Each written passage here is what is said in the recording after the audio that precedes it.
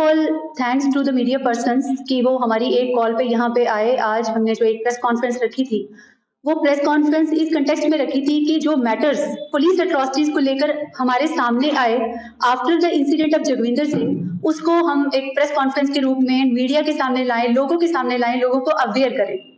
सबसे पहले यहाँ पे जो इंसिडेंट हुआ, बेसिक जहां से ये मसला शुरू हुआ, वो 28 मई को जगविंदर सिंह के साथ जो मारपीट पुलिस ने की बिना किसी रीजन के, बिना किसी गलती के, उसके बाद जो ये मैटर हमने कंप्लेंट की फॉर्म में कोर्ट में डाला, जब ये मैटर हाईलाइट हुआ मीडिया में, तो उसके बाद हमारे पास एक एक करके जो है काफी लोग आए। ये लोग जो पीछे बैठे हैं, इन लोगों ने हमें जब अपने मसले बताए तो हमें पता चला कि इससे पहले भी ये एट्रॉसिटीज होती रही।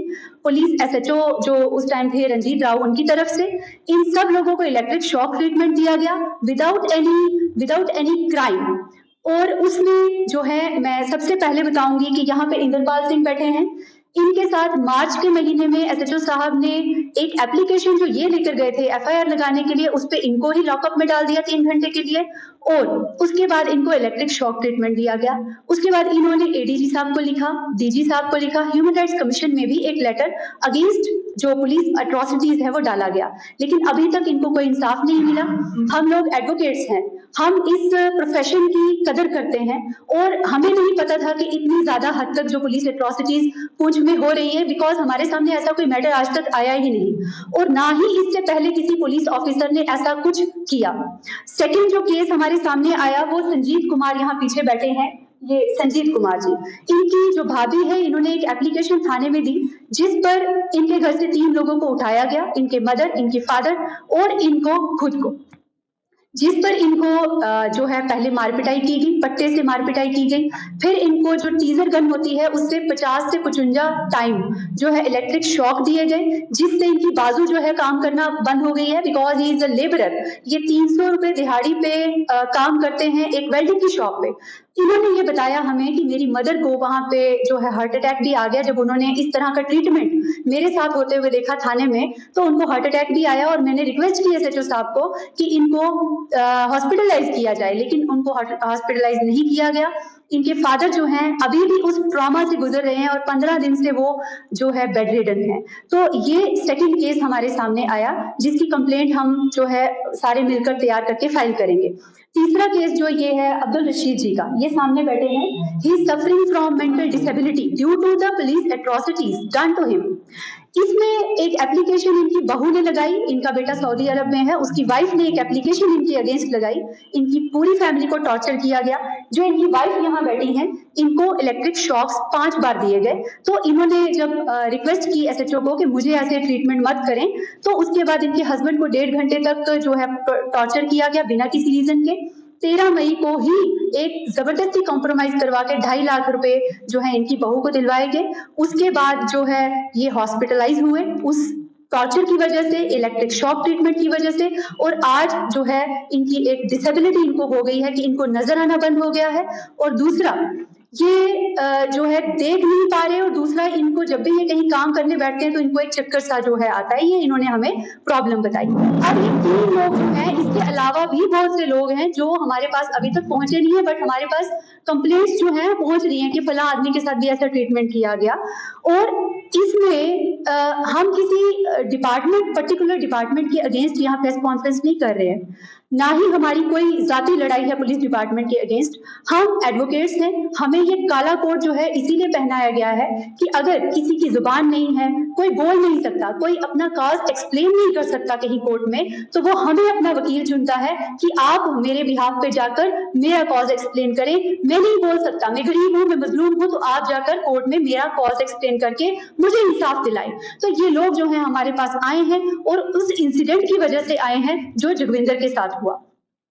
हम यहाँ पर जो भी वकील बैठे हैं, हम एक अनाउंसमेंट करना चाहते हैं कि आज के बाद किसी भी गरीब के साथ अगर उसको लगता है कि कोई नाइंसाफी हुई है किसी भी डिपार्टमेंट की तरफ से, तो वो बिना किसी तकलीफ के, बिना किसी ऐसी सोच के कि मुझे पैसे देने पड़ेंगे वकील को या मेरा केस कौन एक्सप्लेन करेगा, वो बिना ऐसी चीज सोचे हमारे पास आए। हम बगैर फी के उसका केस कंटेस्ट करेंगे और उसको इंसाफ दिलाने की कोशिश करेंगे। दूसरा, हमारी कोई लड़ाई किसी डिपार्टमेंट के साथ नहीं है। We are not against police department. इससे पहले जितने भी पुलिस ऑफिसर्स आए उन्होंने ईमानदारी से काम किया, हर एक क्राइम को जो है कर्ब किया। हम क्राइम को जो है सपोर्ट नहीं कर रहे हैं। हम ये चाहते हैं कि ऐसी एट्रोसिटीज जो ह्यूमन राइट्स वायलेशन की तरफ लेकर जाएं, ऐसी एट्रोसिटीज कभी भी यहाँ पे पुंछ में ना हो। और ये लड़ाई जो है राइट वर्सेस रॉन्ग की है, ना कि किसी department versus advocate. Thank you. उसमें कल हियरिंग थी और एसएचओ साहब जो है उसमें अपीयर नहीं हुए हैं इन पर्सन। उसमें जो प्रेजेंट एसएचओ साहब है उनको कॉल किया गया था और उनको ये जिम्मेदारी दी गई कि नेक्स्ट डेट ऑफ हियरिंग पे आपने एसएचओ साहब को यहाँ हाजिर करना है। उसमें 2 एक्यूज जो है वो हाजिर हो गए। जैसा कि आपने बताया कि किसी भी डिपार्टमेंट का कोई मसला हो, कोई गरीब है अगर आपके पास आता है तो उसकी मदद करें। बिल्कुल, जो आपके साथी हैं उनकी मदद करें। जी, ये हमारे वाइस प्रेसिडेंट अबरार साहब यहाँ बैठे हैं, हमारी ऋषा वाली जी हैं यहाँ पे, ताहिर एडवोकेट ये एनजीओज को भी रिप्रेजेंट करते हैं, हमारे अवैस गनई साहब हैं, ये तो पॉलिटिकल पार्टी से भी बिलोंग करते हैं। हम सारे इसीलिए यहाँ बैठे हैं कि हम ये लोगों को कह सकें, लोगों को अवेयर कर सकें कि ये सोच के घर में मत छुप के बैठे कि हमारे साथ कुछ गलत हो गया तो हम खामोश होके बैठ जाएं, हम किसी को जाके ना कहें। क्योंकि एक गरीब आदमी यही सोचता है कि अगर मैं वकील के पास जाऊंगा तो वो पैसे मांगेगा, अगर मैं पुलिस के पास जाऊंगा तो वो मुझे दोबारा से मारेंगे पीटेंगे।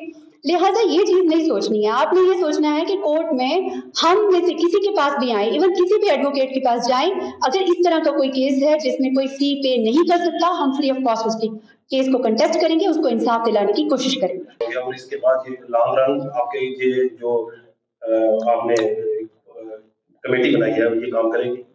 देखिए सर, उसमें मैटर इंक्वायरी भी पेंडिंग है, उसमें ह्यूमन राइट्स के पास भी कंप्लेंट चली गई है, तो इंसाफ थोड़ा सा लेट मिलता है लेकिन मिलता जरूर है, ये बात कहीं भी डिनाई नहीं की जा सकती। तो हमें भी उम्मीद है कि जैसे मेरे ब्रदर के साथ हुआ, अगर वो मेरा ब्रदर नहीं भी होता तो वो किसी का ब्रदर जरूर होता, और अगर वो बीइंग अ नॉर्मल मैन भी हमारे पास आता तो हम में से कोई भी उठकर उसका केस जरूर कंटेस्ट करता और उसको इंसाफ जरूर दिलाता, और हमें उम्मीद है कि उसको इंसाफ जरूर मिले। मेरे कहने का ये मतलब है कि आपके ब्रदर का मसला हल हो जाता है तो क्या इसी तरह आप लोगों के फेवर में इसी तरह लड़ते रहेंगे आगे? बिल्कुल सर, ये हमारा वादा है, हम सब जो यहाँ बैठे हैं हम सब का वादा है कि इसी तरह से हम जो इंसाफ के लिए हमेशा लड़ते रहेंगे। फाइल्स है मेरे पास, इसमें इनकी एप्लीकेशंस जिन पर इनको कॉल किया गया, जो जबरदस्ती इनसे पंचायतनामे लिखवाए गए और जो इनकी डिसेबिलिटी कॉज हुई है उसकी पर्टेनिंग मेरे पास पूरा मेडिकल रिकॉर्ड है।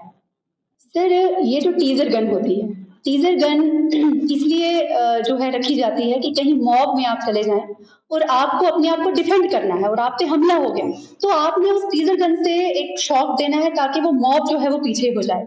ये टीजर गन इसलिए नहीं है कि एक बेगुनाह को उठा के लाया, उसको टॉर्चर करने के लिए आपने उसको 50, 60, 100 झटके दे दी, और मीनवाइल अगर इसमें किसी की कस्टोडियल डेथ हो जाती है तो बहुत बड़ा हर्जाना जो है पुलिस डिपार्टमेंट को भुगतना पड़ेगा। मतलब ये मिसयूज कर दिया, ये मिसयूज है, ये बिल्कुल मिसयूज है, ग्रॉस ह्यूमन राइट्स वायलेशन में ये चीज कवर होती है। मतलब आगे रंगा में आपकी लड़ाई इस तरह की जारी रहेगी जो इस तरीके के विक्टिम आपके पास? बिल्कुल सर, ऐसे ये नहीं कि पुलिस डिपार्टमेंट, किसी भी डिपार्टमेंट की तरफ से कोई किसी तरह का गलत कुछ इलीगल होता है, कोई एट्रोसिटी किसी गरीब के साथ होती है, हम ये नहीं यहाँ बैठकर इंश्योर कर रहे हैं कि कोई गलत करके आएगा और हमें कहेगा जी हमने गलत कर दिया तो आप हमें बचा लो। No, not at all. हम यहाँ पे कानून को रिप्रेजेंट करने के लिए बैठे हैं, ना कि इलीगल को बचाने के लिए बैठे हैं।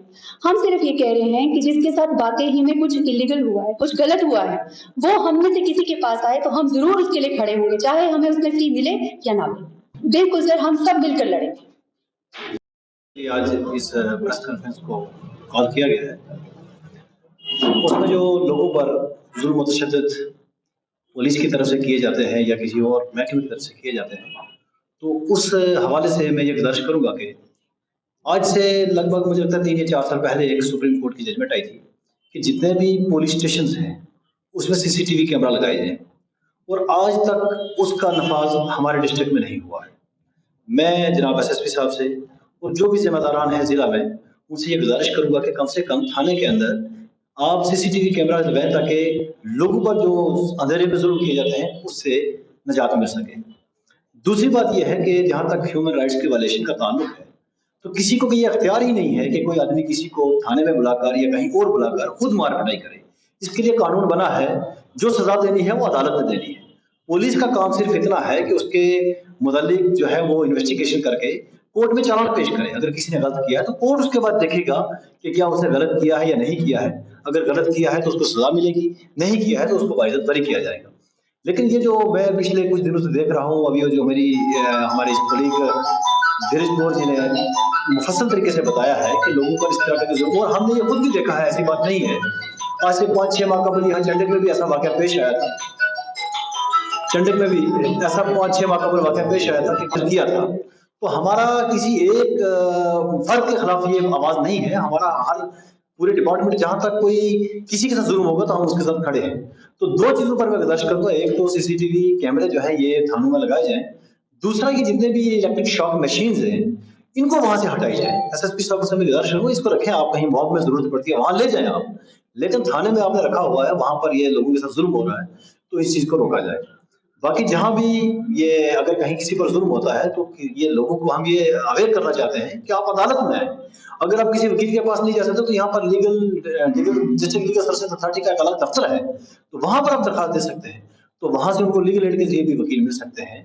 हम ये नहीं कहते कि आप हम ही के पास आए, लेकिन कहीं ना कहीं जहां आपको जुल्म होता है तो आप सामने आए। आज तो हजारों एनजीओज हैं, ह्यूमन राइट्स की जो इसको प्रोटेक्ट करने के लिए कई ऑर्गेनाइजेशन बनी हुई हैं ताकि किसी पर जुल्म ना हो। तो मैं ये गुजारिश करूंगा कि आप लोग हमारे पास यहाँ अदालत में आए, और अगर किसी के साथ नाइंसाफी होगी तो उसका इंसाफ जरूर मिलेगा। शुक्रिया, बहुत शुक्रिया।